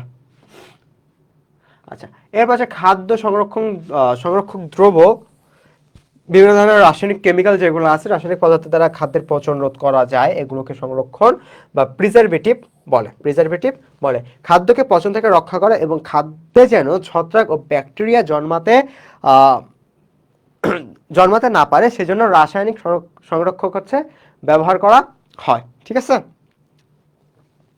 এগুলোর কোনো পুষ্টিগুণ নেই। সঠিক পরিমাণের মাত্রা জেনে খাদ্য সংরক্ষণ প্রয়োগ করা উচিত। যদি আপনি পরিমাণের চেয়ে বেশি ইউজ করেন, তাইলে কিন্তু ঝামেলা আছে, তাইলে একটা কাজ ঘটে যাবে, ঝামেলা আছে।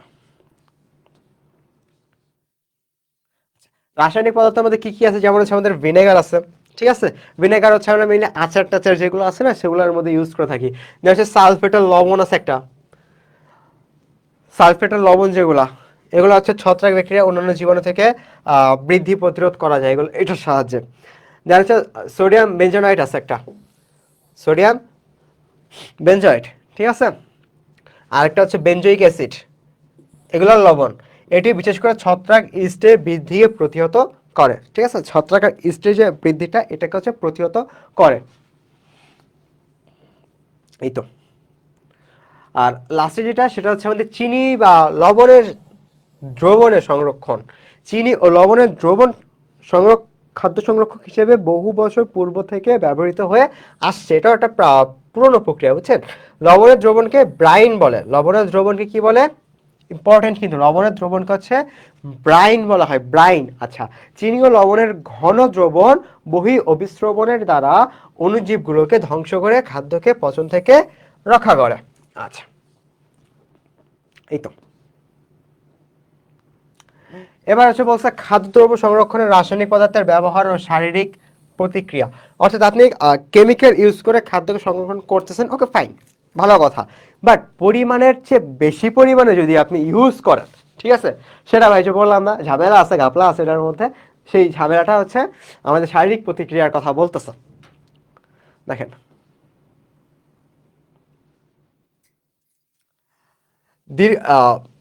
দীর্ঘমেয়াদী কেমিক্যালগুলো ইউজ করার কারণে বদহজম, পাতলা পায়খানা, পেটের নানা ধরনের পীড়া বা ব্যথা, শ্বাসকষ্ট, হাঁপানি, লিভার ও কিডনি নষ্ট হওয়া সহ ক্যান্সারের মতো মরণব্যাধি হতে পারে। এছাড়া ফরমালিন যেটা ওরা খাবার ফলের মধ্যে ইউজ করা হয়, ঠিক আছে, আমরা হিউজ পরিমাণে শুনছি ফরমালিনের কথা। ফরমালিন দীর্ঘমেয়াদী ব্যবহারে মেয়েদের গর্ভজাত সন্তান বিকলাঙ্গ পর্যন্ত হতে পারে। অর্থাৎ নারীদের গর্ভে যে সন্তান আছে সে বিকলাঙ্গ বা পঙ্গু যেটা, ঠিক আছে, সেটাও হওয়ার সম্ভাবনা রয়ে যায় ফরমালিন ব্যবহার করার কারণে।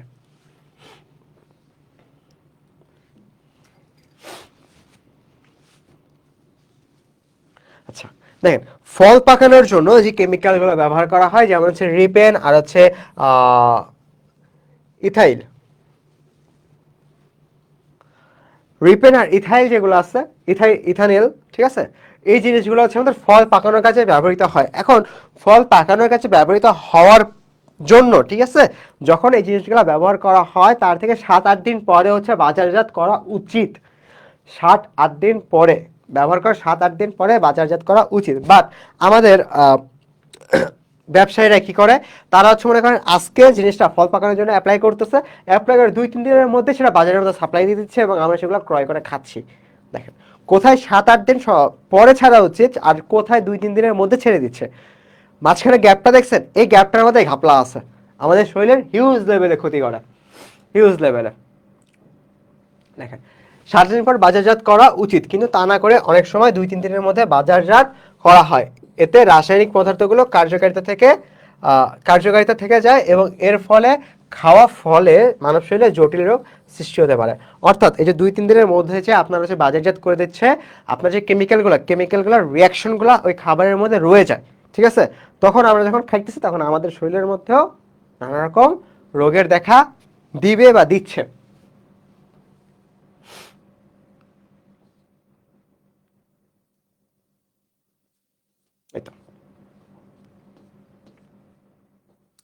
এরপর হচ্ছে আমাদের তামাক আর হচ্ছে ড্রাগস বা মাদক। তামাক গাছের পাতা ও ডাল শুকিয়ে তামাক তৈরি করা হয়।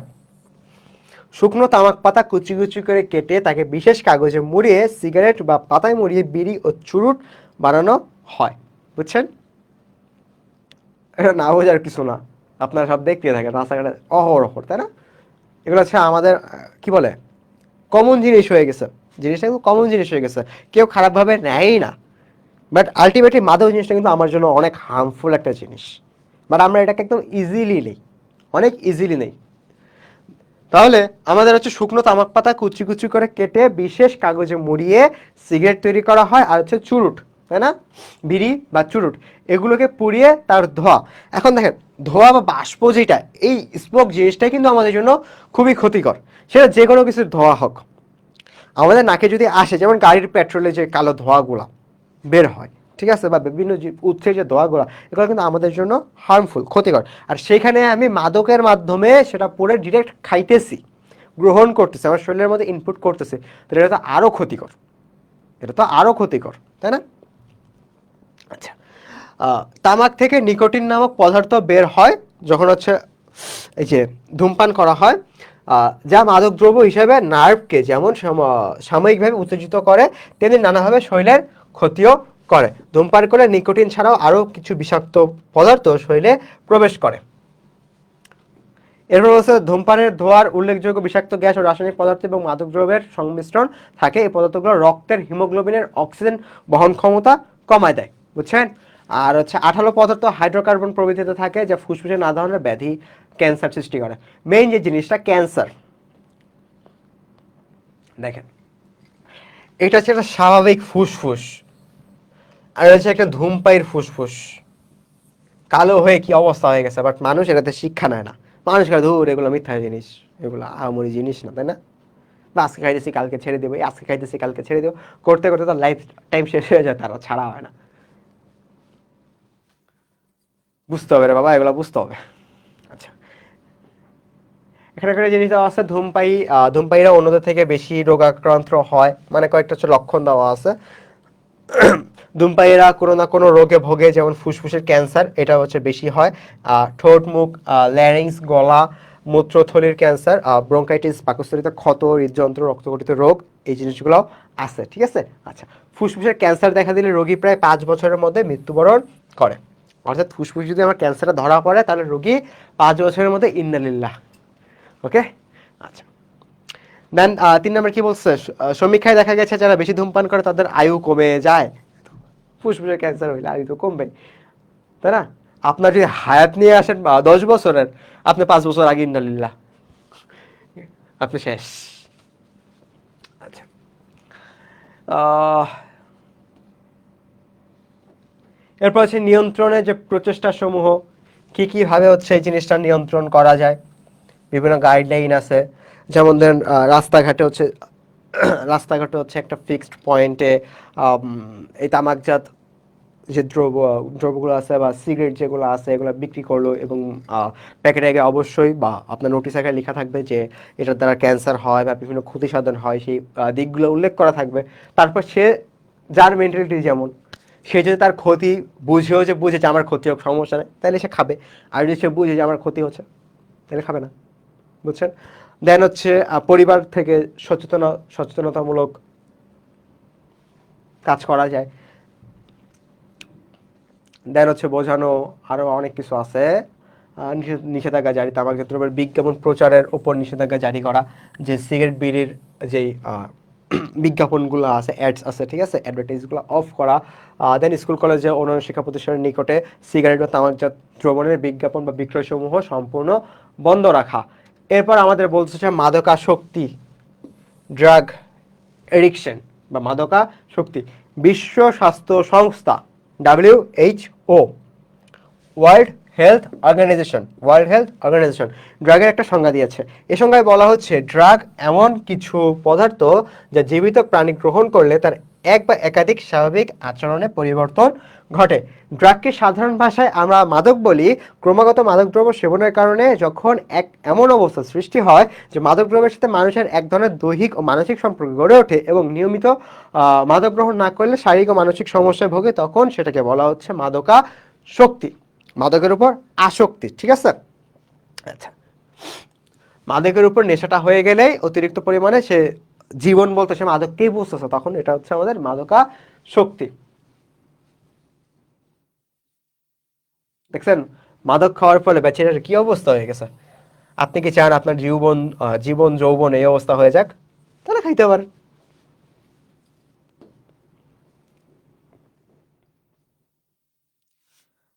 মাদকাসক্তির লক্ষণ, খাওয়ার প্রতি আকর্ষণ কমে যায়, সবসময় অগোছালোভাবে থাকে, দৃষ্টিতে স্বচ্ছতা ও চোখ লাল হওয়া, চোখ লাল লাল থাকে, দেন হচ্ছে কোনো কিছুতে আগ্রহ না থাকে এবং ঘুম না হওয়া, ঠিক আছে? কর্মবিমুখতা ও হতাশা, এনজাইটিগুলো কাজ করে মাদক সেবনের ফলে। দেন হচ্ছে শরীরে অত্যাধিক ঘাম নিঃসরণ হওয়া, সবসময় নিজেকে সবার থেকে দূরে রাখা, অলস উদ্বিগ্ন ভাব, দেন হচ্ছে মনোসংযোগ না থাকা, এই জিনিসগুলো হচ্ছে আমাদের মাদকাসক্তর লক্ষণ। ঠিক আছে, মাদকাসক্ত থাকলে এই জিনিসগুলা দেখা যায়। মানে চুরির যে ব্যাপারটা, টাকা পয়সা চুরি করা, এমনকি মাদকের টাকার জন্য বাড়ির জিনিসপত্র সরিয়ে গোপনে বিক্রি করা, ফ্যামিলির সাথে ঝগড়া করা, মারধরও করা, এই জিনিসগুলো একজন মাদকাসক্তর বৈশিষ্ট্য। এখন একটা মানুষ কিভাবে মাদকাসক্তের উপর মানে মাদকের উপর আসক্ত হইতে পারে, তার রিজনগুলো কি কি? যেমন এখানে আমাদেরকে কিছু রিজন বলতেছে। একটা হচ্ছে পরিবেশগত কারণ, আর একটা হচ্ছে পরিবারগত কারণ। আচ্ছা, পরিবেশগত কারণের মধ্যে কি? মাদক দ্রব্যের সহজলভ্যতা, ইজিলি পাওয়া যাচ্ছে, বেকারত্ব, অসামাজিক পরিবেশ, অল্প বয়সে স্কুল থেকে বিদায়, সিনেমা বা কোনো টিভি সিরিয়ালে দেখা, আশেপাশে ড্রাগের রমরমা ব্যবসা, পেশাগত কারণ। ঠিক আছে, এগুলো হচ্ছে আমাদের পরিবেশগত কারণ, যেখান থেকে আমরা মাদকের উপর মানুষটা আসক্ত হচ্ছে। আর পরিবারগত, বাবা মায়ের নিয়ন্ত্রণের অভাব, ঠিক মতো ট্যাকেল করতে পারে না, হচ্ছে হতাশা, প্রেমে ব্যর্থতা, ছ্যাঁকা খেয়ে ব্যাকা হয়ে গেছে, ঠিক আছে, তখন হচ্ছে মাদক দ্রব্য গ্রহণ করে। এটা পরিবারের কারণ, এটা হচ্ছে জিএফ এর। আপনাদের কি বফ না গফের কারণ, তাই না? আপনাদের বফ গফের কারণ হচ্ছে হতাশা। আচ্ছা, একাকিত্ব ও নিঃসঙ্গতা, সন্তানের বেপরোয়া ভাবকে প্রশ্রয় দেওয়া, এটা বর্তমানে খুব বেশি দেখা যেতেছে। ছোট বাচ্চা কাচ্চা যারা আছে, ডিভাইস একটা ধরাই দিতেছে, খাওয়ার সময় বায়না যে সে কার্টুন দেখেই খাবে, নাইলে খাবে না, বাপ মার সাথে মারামারি, এই জিনিসগুলো এখন বেপরোয়া খুব প্রচুর দেখা দিচ্ছে ছোট বাচ্চাদের মধ্যে। এগুলো বড় হয়ে যায় কিন্তু অনেক বড় একটা রিয়াকশন দিবে জিনিসগুলো। পরিবার থেকে বিচ্ছিন্নতা, সন্তানের প্রতি যত্নহীনতা, এই জিনিসগুলো পরিবারগত কারণ এবং পরিবেশগত কারণ, এই জিনিসগুলোর কারণে একটা মানুষ মাদকের উপর আসক্ত হইতে পারে বা আসক্ত হয়ে যাচ্ছে। এরপর হচ্ছে ড্রাগ আসক্তের নিয়ন্ত্রণ বলা আছে, এখানে একটু রিডিং পড়ে নেবেন। যেমন এখানে কি বলছে, মাদকাসক্ত ব্যক্তিদের খুঁজে বের করা এবং তাদের চিকিৎসার ব্যবস্থা করা, মাদকাসক্ত ব্যক্তিকে পরামর্শ দেওয়া, পুনর্বাসন করে সমাজের স্বাভাবিক স্রোতে এনে স্বাভাবিক জীবনে ফিরিয়ে আনা, এগুলো হচ্ছে মাদকাসক্ত যারা হয়ে গেছে তাদের থেকে হচ্ছে কি বলে মুক্তির উপায়।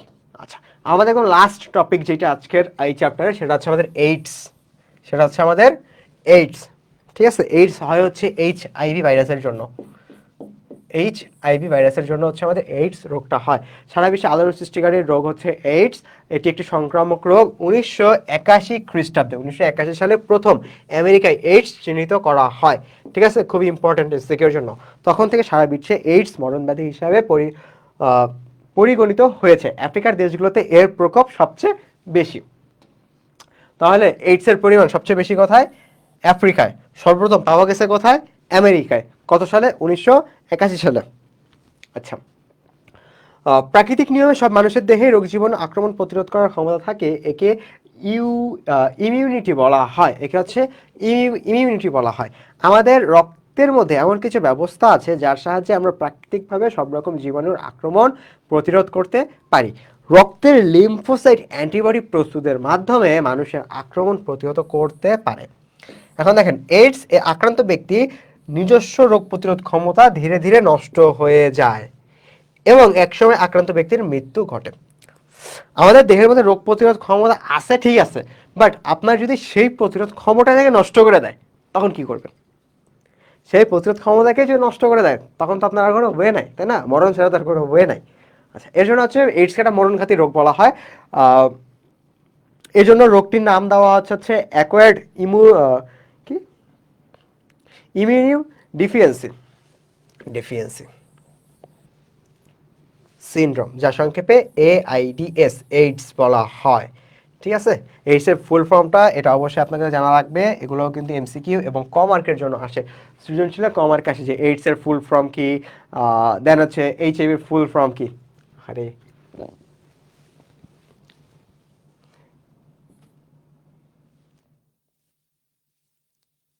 এইচআইভি এর ফুল ফর্ম,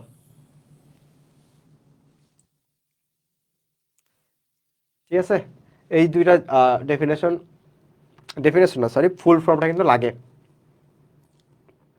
দেখেন, এই হচ্ছে আমাদের এইচআইভি ভাইরাসের একটা ছবি দেওয়া আছে। এই হচ্ছে আমাদের এইচআইভি ভাইরাস। এইচআইভি রোগের রিজন দেওয়া আছে। রিজনের মধ্যে কি কি? দেহে রক্তস্রোতে প্রবেশ করার পর এইচআইভি রক্তের শ্বেতকণিকা লিম্ফোসাইটকে আক্রমণ করে, এই কারণে এগুলো নষ্ট হয়ে যাওয়ায় দেহের স্বাভাবিক রোগ প্রতিরোধ ক্ষমতা নষ্ট হয়ে যায়। এর ফলে শরীরে নানা রকমের বিরল রোগের সংক্রমণ ঘটে, যার মধ্যে উল্লেখযোগ্য হচ্ছে শ্বাসতন্ত্রের রোগ, মস্তিষ্কের রোগ, পরিপাক তন্ত্রের রোগ আর হচ্ছে টিউমার। আচ্ছা, দেখা গেছে এইচআইভি ভাইরাস সংক্রমণের পর প্রথম 5 বছর পর্যন্ত মানুষের দেহে কোনো রোগ লক্ষণ প্রকাশ পায় না। অর্থাৎ একজন মানুষ যদি এইডস দ্বারা আক্রান্ত হয়, মানে এইচআইভি দ্বারা আক্রান্ত হয়, এইডস রোগে আক্রান্ত হয়, প্রথম 5 বছর কোনো রোগই থাকে না। তা আপনি যদি রোগ নাই থাকে না, আপনি বুঝবেন কেমন যে আপনার এইডস হয়েছে, তাই না? এসব মানুষ তখন এই রোগের বাহক হিসেবে কাজ করে এবং তখন তারা অন্যকে সংক্রমিত করতে পারে। ঠিক আছে? অর্থাৎ এইডস কিন্তু ছোঁয়াচে রোগ, ছোঁয়াচে রোগ। ঠিক আছে? তো আপনি মনে করেন সংক্রমিত হলেন, আক্রমণ হইলো আপনার দ্বারা, এখন আপনি তো জানেন না যে আপনার এইডস হয়েছে, কারণ আপনি হচ্ছে তখন ওই 5 বছর আরো মানুষকে ছড়াই দিচ্ছেন, অন্য মানুষের মধ্যে সংক্রমিত হয়ে যাচ্ছে।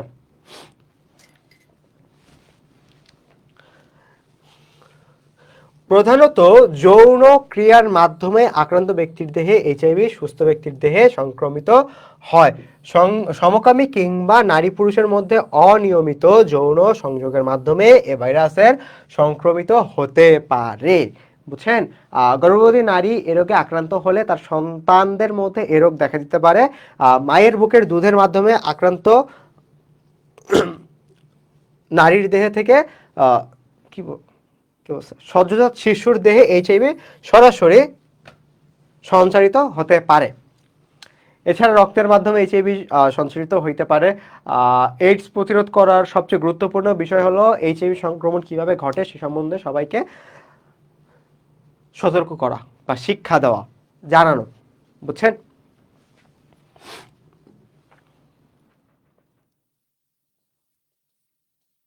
তো এই হচ্ছে এইডস মোটামুটি আলোচনা। স্বাস্থ্য রক্ষায় শরীরচর্চা, বিশ্রাম, এগুলা নর্মাল টপিক। তো ফাইনালি যে এই হচ্ছে আমাদের চ্যাপ্টারের পড়াশোনা। ঠিক আছে? এবার আপনারা নিজ দায়িত্ব বইটা রিডিং পড়বেন, যে লাইনগুলো ইম্পর্টেন্ট আমি দাগাইছি আপনারা দেখে দেখে দাগাই ফেলবেন। ঠিক আছে? এরপর হচ্ছে বইটা আগে যদি পড়েন তাহলে আপনি দেখবেন যখন গাইড বা টেস্ট সলভ করে যাচ্ছেন এমসিকিউ সবই ইজি, আমারই কোনো কঠিন নাই। যেমন এখানে বলছো, দেখেন গাজরে প্রধানত কোনটা পাওয়া যায়, গাজরে প্রধানত কোনটা পাওয়া যায়, গ্লুকোজ পাওয়া যায়। স্নেহে দ্রবণীয় ভিটামিনগুলো দেখছেন, দেখেন চলে আসছে, আমি তো বলছিলাম জিনিসটা খুবই ইম্পর্টেন্ট। স্নেহে দ্রবণীয় ভিটামিনগুলো কি কি? এডিই আছে আর হচ্ছে এডিকে, অর্থাৎ 1 আর 3। স্নেহে দ্রবণীয় ভিটামিন ছিল কি? এ, ডি, ই, কে। আর পানির মধ্যে ছিল হচ্ছে বি কমপ্লেক্স আর ভিটামিন সি।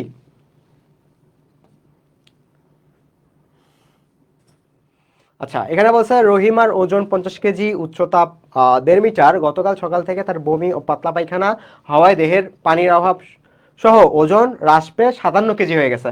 এখন বলছে রহিমার দেহে প্রয়োজনীয় উপাদানটার অভাব, রক্ত চলাচলে বিঘ্ন ঘটে, পেশি নাজুক হয়ে পড়ে। প্রয়োজনীয় যে উপাদানটা আছে, পানির অভাব, এর জন্য হচ্ছে রক্ত চলাচলে বিঘ্ন ঘটে, আর হচ্ছে পেশি নাজুক হয়ে পড়ে, এই দুটো হচ্ছে সঠিক। ঠিক আছে? আচ্ছা, এরপর বলছে অসুস্থ হওয়ার পর রহিমার ভর সূচি বা বিএমআই কত হবে। দেখেন এখানে ওয়েট দেওয়া আছে 47 কেজি, এখানে বলছে অসুস্থ হওয়ার পরে, তাহলে আমার ওয়েট হচ্ছে 47 কেজি, আর উচ্চতা কত দেওয়া আছে? 1.5 মিটার স্কোয়ার। সমাধান করলে যেটা আসবে সেটা হবে আমার অ্যান্সার। এটা হচ্ছে আপনাদের কাছে। ঠিক আছে? তো আজকে আমাদের ক্লাস এই পর্যন্ত থাক, অলরেডি 1 ঘন্টা 20 মিনিট মতো হয়ে গেছে। নেক্সট ক্লাসে হচ্ছে আমরা ইনশাল্লাহ বাকি চ্যাপ্টারগুলো নিয়ে আলোচনা করব। আল্লাহ হাফেজ।